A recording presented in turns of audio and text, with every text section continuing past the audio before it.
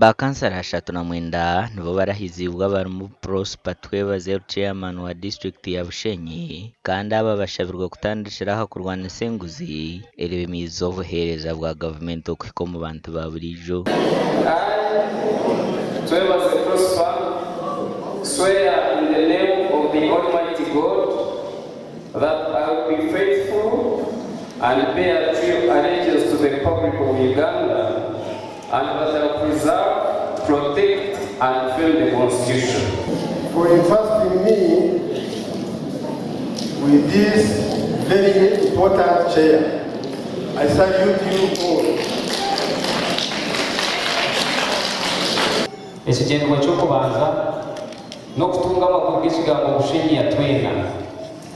Bushenyi yatwena abine za speech muza kushoma n'okugira ngu hariho okwahura ng'oguno wa Bitoma, oguno wa Ruhumuro, oguno Mugiga, oguno Mwogo, oguno Munyakyaro.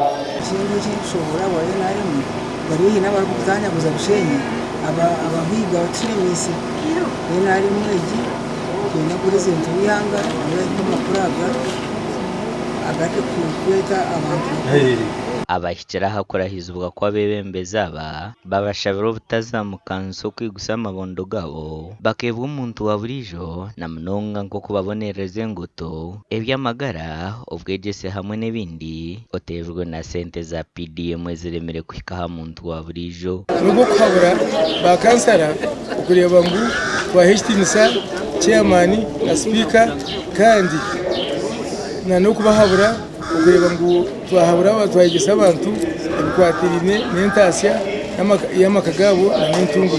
District ya Bushenyi negambwa ko bimazira obwire tine kachiko ko kugaba emirimo kandi chairman araganyisa abanyabushenyi okutaho urukiko rwaho naho okutekateka kachiko ka Service Commission.